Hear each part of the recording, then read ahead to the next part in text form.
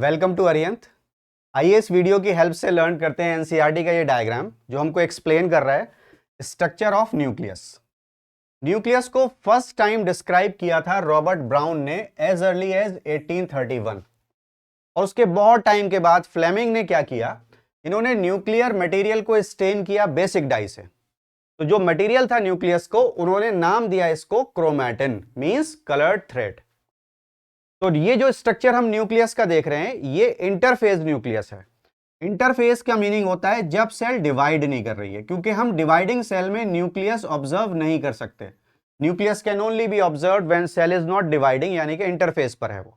और dividing cell में हम न्यूक्लियस क्यों ऑब्जर्व नहीं कर सकते ये भी अभी आपको पता चलेगा। तो सबसे पहले हम इंटरफेज न्यूक्लियस को देखते हैं। न्यूक्लियस की जो लिमिटिंग बाउंड्री है दिस इज न्यूक्लियर मेम्ब्रेन, और न्यूक्लियर मेम्ब्रेन एक डबल एनवलप होता है लाइक दिस, ये आउटर ये इनर मेम्ब्रेन। अब ये कई जगह पर जाकर के कंबाइन हो जाती है सो दैट यहां पर कुछ छोटे छोटे से पोर्स डेवलप हो जाते हैं, और ये पोर जो पैसेज है न्यूक्लियस और साइटोप्लाज्म के बीच में this is called nuclear pore. दोनों मेम्ब्रेन के बीच का जो पार्ट है this is called perinuclear space.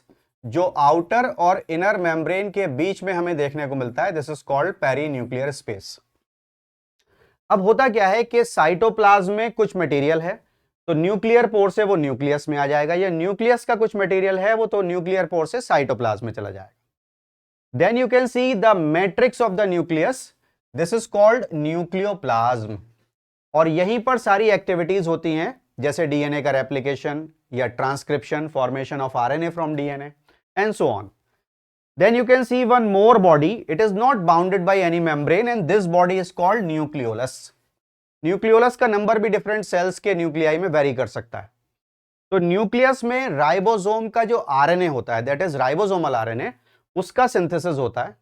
और राइबोसोमल प्रोटीन साइटोप्लाज्म में डेवलप होते हैं, इनका सिंथेसिस साइटोप्लाज्म में होता है। साइटोप्लाज्म से राइबोसोमल प्रोटीन न्यूक्लियर पोर से होते हुए न्यूक्लियोलस में जाते हैं, वहां वो राइबोसोमल आरएनए के साथ अटैच हो जाते हैं और राइबोसोम असेंबल हो जाते हैं। फिर राइबोसोम यहां न्यूक्लियर पोर से साइटोप्लाज्म में जाते हैं। यू कैन इमेजिन कि राइबोसोम स्मॉलेस्ट सेल ऑर्गेनेली हैं जो न्यूक्लियर पोर से बाहर जा रहे हैं, and nucleus is the largest cell organelle, right.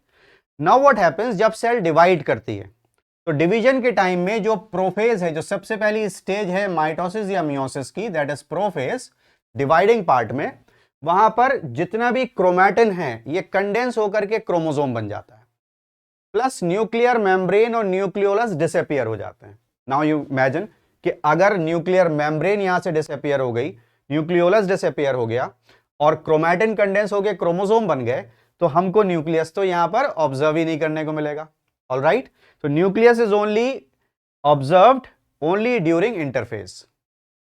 Chromatin की जहां तक बात है, क्रोमैटिन का जो मटेरियल है इसमें डीएनए भी है, आरएनए भी है, और हिस्टोन्स और नॉन हिस्टोन प्रोटीन होते हैं। इसीलिए बोला जाता है कि जो क्रोमैटिन है ये न्यूक्लियोप्रोटीन है। अब जब हमने इसमें न्यूक्लियोप्रोटीन ऐड कर दिया इट मींस यहां न्यूक्लिक एसिड भी है और प्रोटीन भी है। न्यूक्लिक एसिड में डीएनए मिलेगा, न्यूक्लिक एसिड में आरएनए मिलेगा, प्लस प्रोटीन की फॉर्म में हमको हिस्टोन प्रोटीन देखने को मिलते हैं और नॉन हिस्टोन प्रोटीन देखने को मिलते हैं, राइट। तो आई होप आप इस वीडियो की हेल्प से इस डायग्राम को अच्छे से लर्न करेंगे। Thank you so much.